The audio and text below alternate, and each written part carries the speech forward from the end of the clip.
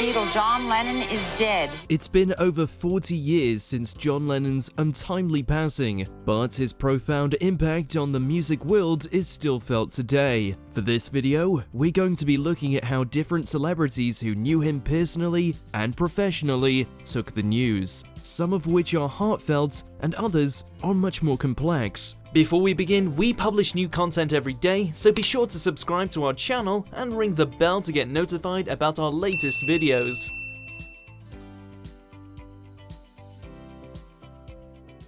Freddie Mercury. The only person I wish I had met was John Lennon, because he's the one that I did idolize, and I just thought he was just a very beautiful human being.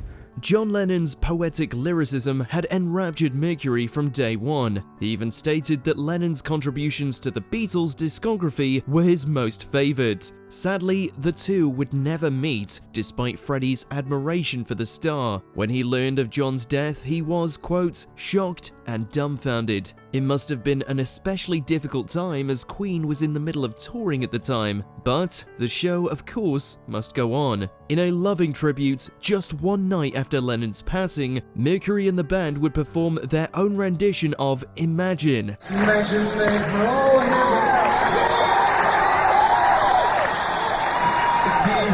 Despite once saying he could never be on par with Lennon, this cover perfectly conveyed the beauty of his song's message.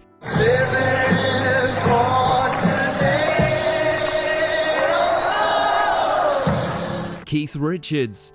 People often talk about the heated rivalry between the Beatles and the Rolling Stones, but in reality, the two bands got along very well. Lennon and McCartney even famously wrote songs for them. I used to hang with John off and on quite a bit, and he was outrageous. Lennon in particular had a strong relationship with guitarist Keith Richards, so you can already assume that there was a big reaction on his part. Just great mates, and he's a free spirit. Richards was actually staying in New York at the time of the shooting, and when he learned of John's fate, he did not take the news well at all. According to his own account, Richards was so enraged by the situation that he went ahead and got a hold of a firearm. He began searching the streets of New York for the perpetrator himself with what one can only assume were violent intentions in mind. Ronald Reagan. This may surprise you, but John Lennon and Ronald Reagan actually met once during an American football game, and they hit it off. Despite their contrasting political opinions, Lennon was said to have liked Reagan as a person. Fast forward a few years to John's death, and Reagan was president-elect. Being the biggest story at the time, he was approached by reporters to give his thoughts on the incident. He expressed regret over what happened and said that something needed to be done about crime on the streets. I said, what can anyone say? It's a great tragedy, and it's just another evidence of that we have to try and stop happening in this world. He was quick to say that he did not, however, believe that this meant there should be more discussion over whether people should be allowed to own handguns. I believe in the kind of handgun legislation we have in California. One has to wonder if his perspective on gun control ever changed, as just a few months later, Reagan also became a victim of gun violence himself when an attempt on his life was made by someone who, similar to the case with John's assailant Mark David Chapman, was also unhealthily obsessed with a celebrity. Shots were fired, apparently at President Reagan as he was coming out of the Washington Hilton Hotel this afternoon. Howard Stern. Too many people. But this is an attack on John. Because John was going around proselytizing, he was preaching to everybody, and in this song you're saying too many people preaching at us, too many people going underground. Despite Stern's celebrity status as a radio personality, we can look to his reaction as a good representation to how most fans felt upon hearing the news. One of the saddest mornings of my life. I'll never forget this morning. People always ask us, what'd you do the day you found out that John Lennon was shot to death? The morning after the tragedy, he went on air and was still in complete disbelief. He recounted all the amazing things John had done for the music world and shared some of his memories of the Beatles. In the studio here with me is pictures of John Lennon. I've got all kinds of books about John Lennon, and I'm reading through them, and it's giving me the chills, it's giving me the creeps. Thank you for being with me this morning. Listening to this recording is a brilliant time capsule that gives great insights on how everyday folks felt after John's death. We even get to hear Stern talk to a number of listeners as they gush over how much John's music and messages meant to them. He stood for what he believed in, and He sure without did. any qualms at all. He could do anything. Yoko Ono. It was so sudden, and I think that was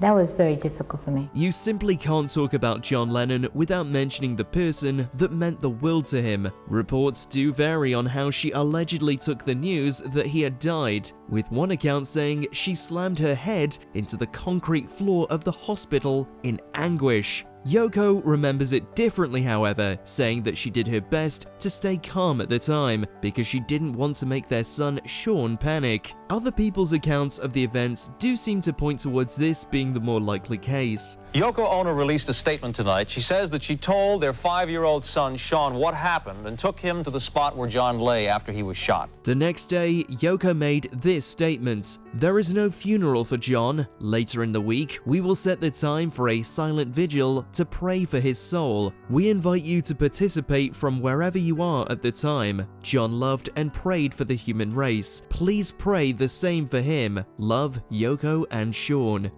Elton John. And of course, the tragedy happened, and I never really told him how much I loved him. You don't, do you? Elton John has very publicly had difficulties with mental health, and honestly, the passing of his friend John Lennon couldn't have come at a worse time. What's your immediate reaction? Too stunned to say I've just been told. But Elton used his grief to fuel his creativity. He wrote the song Empty Garden, Hey Hey Johnny, which was dedicated to his loving memory. I found an empty garden among the flagstones there. According to Elton John, however, the song makes him far too emotional when he performs it. As such, he's only ever played it live in concert once, and even then, he had difficulty making it to the end. It's clear that the melancholy memories of his friend are simply too much to bear. Gardener like that one, no one can replace. Stevie Wonder. Not saying that I expected for it to happen to him, but I expected that in time that kind of thing would begin to happen, unfortunately, to artists. Fans who attended his performance at California's Oakland Stadium on December 8th, 1980 were a little disappointed at his performance. He seemed to be low energy and not his usual charismatic self, the reason for which would be revealed shortly afterwards. While backstage, Stevie had just gotten the news of what happened to John Lennon. As you might remember, Lennon and Wonder had collaborated in the past in such works as A Toot and a Snore in '74, so this news must have shaken him. Stevie decided to announce to the crowd that John had passed, shedding some light on why he appeared so distraught. You shot tonight 3 times. He would then perform his song Superstition, which he said was about people like John Lennon who, quote, lived and died for the principle of unity for all people. George Harrison. I didn't know, I just went back to sleep actually. I just, maybe it's just a way of getting away from it. A famous quote immediately comes to mind. I just wanted to be in a band. Here we are 20 years later and some whack job has shot my mate. I just wanted to play guitar in a band. While sorrow may be the foremost reaction people have with grief, anger often accompanies it, as was the case with John's former bandmate, George Harrison. Sure, he was angry at the killer, but surprisingly, George was mad with John too. This was rooted in George's spiritual beliefs. He was said to be angry that John had not partaken in the same mantras and meditations that he did. These daily practices, in relation to his Hare Krishna beliefs, was said to prepare one to correctly leave their physical body upon death, and he wished John had done the same. I think it's nicer if you can consciously leave your body at death as opposed to just some lunatic shooting you on the street. George definitely had a complicated perspective on death, and years later, he would state that John's passing, quote, didn't affect his life too much. There was never a time when you didn't exist, and there'll never be a time when you cease to exist. Ringo Starr. And he went out just in such a stupid way, you know. How did you hear And the news? guy's famous now, for God's sake. Ringo was actually the last Beatles member to spend time with John before his death, and he's often recounted what a lovely time they had together that night. It didn't matter it was a year between, we didn't see each other, it was always fine when we did, but it was a particularly great time that I had anyway. His reaction to the news about John is a lot more cut and dry, exactly what you would expect from someone who had just lost someone close to them. He was staying in the Bahamas on holiday when he got news that John had been shot. Not long after, he discovered that the gunshot was fatal. It's a very strange time because your emotions are mad, you know what I mean? Ringo, being the compassionate man he is, immediately flew over to see Ono and John's son Sean to console them. The following year, Ringo was interviewed, and the topic of John's death brought him to tears. Do you want to stop that now? No. Because it doesn't help, you know, but it always gets me upset. Paul McCartney. How often do you think about John? How often does it come across Quite your often, mind? yeah. Yeah? Quite often, yeah. I dream about him. This one had a lot of people scratching their heads. When the press engaged with McCartney after his lifelong friend had been killed, he came across as nonchalant. Drag, isn't it? Okay, cheers. Come on. It's no secret that the two had a fractured relationship following the disbanding of the Beatles, but still his reaction seemed callous. There is more to it, however, as Paul has explained. In reality, he was just so shocked and overcome with grief that he couldn't articulate his feelings. All I could muster was like, it's a drag. And it was like, I couldn't say anything else but that. I just couldn't. In reflection, to see one of the greatest wordsmiths in music history unable to find the words to express himself just shows the severity of the grief he felt at the time. Do you remember the day John Lennon died? Maybe your parents do. Let us know in those comments below. Do you agree with our picks? Check out this other recent clip from WatchMojoUK and be sure to subscribe and ring the bell to be notified about our latest videos.